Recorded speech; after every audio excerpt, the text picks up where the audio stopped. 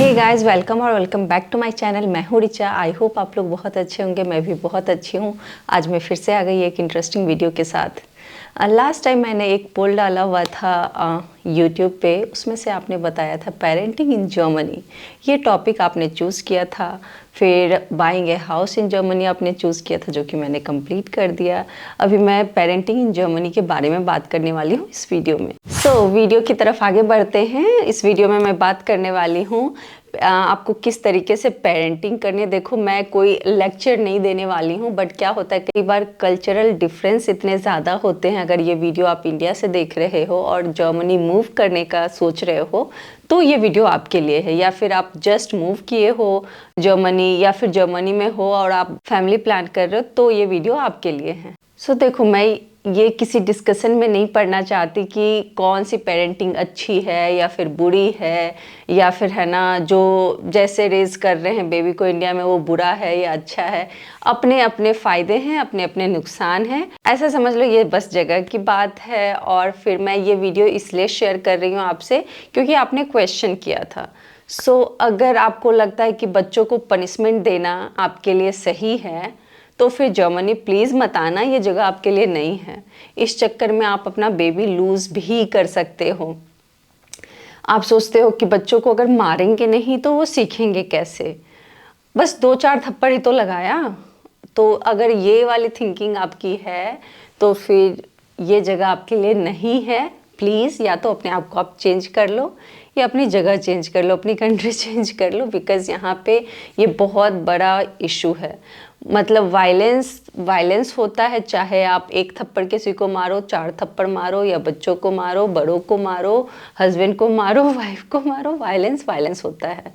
But अगर baby पे हाथ उठा रहे हो जो अपने आप को डिफेंड नहीं कर सकता है, अंडर 18 है, फिर तो ये बहुत बड़ा क्राइम है। मतलब बहुत बड़ा इन द सेंस कि हर किसी का आँख और कान खुला हुआ है यहाँ पे। अगर आपके पास बेबी है तो आपके नेबर्स, हर कोई, पता नहीं उन्हें क्या यहाँ पे रहता है। मतलब वो इतने एक्टिव रहते हैं। अगर वो रो रहे हैं, 3 दिन लगातार रो रहे हैं, वो कंप्लेन कर देंगे।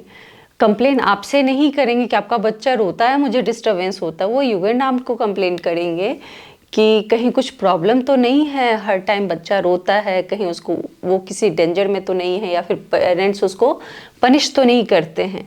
तो इसलिए अगर आप मूव करने का सोच रहे हो जर्मनी में तो फिर आपको अवेयर रहना है कि यहाँ पे हाथ उठाना ही नहीं है। मजाक में भी नहीं। ऐसा भी नहीं है कि बस 1 थप्पड़ मारा, 2 थप्पड़ मारा, ऐसा भी नहीं। ये तो मतलब एक्सट्रीम हो गया हाथ उठाने की बात। दूसरी बात आती है कि आप मतलब पनिशमेंट देना, दूसरे तरीके से पनिशमेंट देना, लाइक बालकनी में छोड़ दिया, रूम में बंद कर दिया, ये भी अलाउड नहीं है। तो अगर आप ऐसा कर रहे हो, किसी ने नोटिस किया, तो ये बहुत बड़ा केस हो सकता है। आप अपने बेबी को लूज़ कर सकते हो। ये इतना बड़ा केस हो सकता है अगर और यहाँ युगेंडाम्ट या फिर बाकी लोग भी ऐसा मानते हैं कि जो पेरेंट्स एक बार ये चीज़ करते हैं उनकी हैबिट होती है, वो बार बार करते होंगे घर पे। तो ऐसा भी नहीं कि बेबी एक बार में उठा के लेके चले जाएंगे आपका। वो ट्रायल होता है, बार बार होता है। आपका बिहेवियर नोटिस किया जाता है, टेस्टिमोनी होता है, सब सारे नेबर से हर कोई बात करते हैं युगेंडाम्ट से। बट ये एक्सट्रीम केस में होता है। ऐसा नहीं है कि एक बार, जब तक कि बेबी की जान खतरे में नहीं है या फिर उनको लगता नहीं है कि खतरे में है या नहीं है, तब तक वो लेके नहीं जाएंगे, ऐसे नहीं लेके जाते। बट स्टिल आपको पंगा पड़ सकता है। वो बार बार किसी टाइम में आएंगे, चेक करेंगे, घर चेक करेंगे, घर का हाइजीन चेक करेंगे, फिर किस तरीके से आपका बिहेवियर है। लाइक आप बेबी को पूरा इग्नोर करके तो नहीं रखते हो, आप मतलब बेबी को छोड़ दिया और आप कुकिंग कर रहे हो या फिर अपना काम कर रहे हो, ऐसा तो नहीं है। तो बहुत सारा चीज़ ये हुआ कि अगर एक बार आपने पंगा ले लिया तो ये सब शुरू हो जाएगा।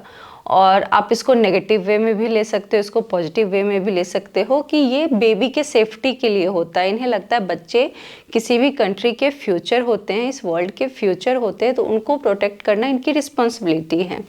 तो इसलिए ऐसा होता है। लाइक वो बहुत ज़्यादा ध्यान देंगे। और फिर अगर कीटा में भी बच्चा बार बार आपका रो रहा है या फिर पेरेंट्स के बारे में कुछ बोल रहा है या फिर है ना बता रहा है कि लेट नाइट आप पार्टी करके आते हो, ड्रिंक करते हो, तो फिर ये केस बनेगा। क्योंकि अगर बच्चा ऐसा नहीं कि टीचर को बोले तभी कुछ होगा, वो अपने फ्रेंड को भी बोल रहा है, फिर वो फ्रेंड अपने घर में जाके अपने पेरेंट्स को बोल रहा है और फिर वो पेरेंट्स एनोनिमसली कंप्लेन कर सकते हैं युगेनाम्ट में। इसके लिए क्या करना है कि ये सिचुएशन ना आए, तो आपको अपने आप में चेंजिंग लाना है। मतलब कि आप बुक रीड करो कैसे क्या कर सकते हैं पोलाइट वे में, और फिर मतलब छोटे छोटे स्टेप्स होते हैं। आपको लग रहा है ओवरवेलमिंग हो रहा है, बच्चा सुन ही नहीं रहा है, एकदम ज़िद्दी हो गया है, तो छोड़ दो उसको थोड़े टाइम के लिए। नहीं खा रहा है कोई बात नहीं, 2 घंटे नहीं खाएगा, 1 दिन नहीं खाएगा, या फिर आपको लग रहा है कि नहीं ये 10 दिन भी बिना खाए रह लेगा, कभी कभी मेरा बेबी ऐसे करता है, तो फिर प्यार से ही समझा सकते हो। कोई और ऑप्शन नहीं है, क्योंकि मार के तो मतलब ये ऑप्शन ही नहीं है, इसको कंसीडर ही नहीं करना ये ऑप्शन है। तो कई बार क्या होता है ना, क्योंकि हम देखते हैं कि अच्छा हम तो 50 केजी के हैं, हमारा बच्चा तो 10 केजी का है, तो हम तो मार सकते हैं। तो ये जो कॉन्सेप्ट होता है ना कि वो छोटा है तो कोई बात नहीं, तो इस कॉन्सेप्ट को हटा दो अगर आप यहाँ पे हो। और अगर आपको लगता है ये सोच आपकी बहुत अच्छी है, ऐसे ही बच्चे सीखते हैं, तो फिर जर्मनी आपके लिए नहीं है। और फिर आपको ऐसा नहीं कि घर में, बाहर भी बहुत पोलाइट वे में बच्चे से बात करनी, अपने बच्चे से, दूसरों के बच्चे से। मतलब बच्चे हैं तो ऐसा नहीं है कि एकदम चिल्ला दिया, डांट दिया पब्लिक प्लेसेस पे। घर में तो इवन घर में भी आपको अच्छे से रहना है, लेकिन मैं ये बता रही हूँ कि पब्लिक प्लेसेस पे जहाँ पे बाकी लोग भी आपको देख रहे हैं, तो वहाँ काफ़ी ज़्यादा रिस्पेक्टफुल रहना है अपने ही बच्चे के साथ। तो ये बेसिक, एक्चुअली ये बेसिक राइट्स होता है, बट समहाउ हमने मिस कर दिया। हमें नहीं पता होता, हमें लगता है कि पेरेंट्स हैं तो चलो ठीक है, उनके पास राइट्स है और सब ओके है, बट ओके नहीं होता है जर्मनी में।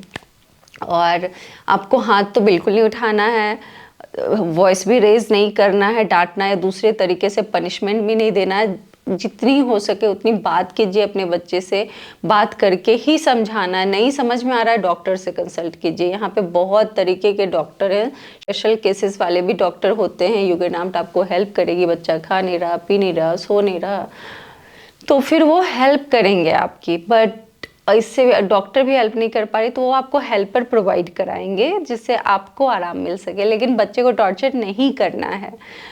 तो इन शॉर्ट ये है कि अब्यूज़ करना, किसी भी फॉर्म में अब्यूज़ करना, कई बार हमें पता नहीं होता है कि ये अब्यूज़ है। लाइक हमें लगता है हमारा राइट है, चलो डांटा ही तो है, डांटने से ही बच्चे अच्छे होते हैं, बट ऐसा है नहीं है, मुझे नहीं पता, यहाँ पे अलाउड नहीं है सिंपली। आप ऐसा बोल सकते हो कि यहाँ ऐसा कर ही नहीं सकते करना, बिल्कुल। मतलब किसी के अगेंस्ट ये वायलेंस है, चाहे आप फिजिकली कर रहे हो, चाहे वर्बली कर रहे हो, चाहे मेंटली कर रहे हो, ये वायलेंस है, तो सेम केस चलेंगे आपके ऊपर भी।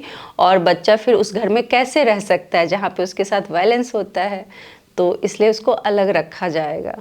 और फिर अपनी लाइफ में आप एक जगह स्टक हो जाओगे। मैं मतलब ऐसे केसेस में सुनी भी हूँ, रिपीट मोड में अगर हो रहा है वायलेंस बच्चे के अगेंस्ट, तो फिर वो मान लेंगे, यहाँ की गवर्नमेंट मान लेगी कि आप अच्छे पेरेंट्स नहीं हो, ना बन सकते हो। जब बन सकते हो फिर आपको वापस कर देंगे, लेकिन तब आपको प्रूफ करना पड़ेगा। सिर्फ आपने बच्चा पैदा कर दिया इसलिए आप पेरेंट्स हो, ऐसा बिल्कुल भी नहीं है। आपको बिल्कुल ध्यान रखना है इस टॉपिक का। आई होप ये वीडियो आपके लिए इन्फॉर्मेटिव रहा। ऐसा ही वीडियो मैं आगे भी लेकर के आते रहूँगी। चलो मिलते हैं नेक्स्ट वीडियो में, तब तक के लिए bye bye, take care, bye.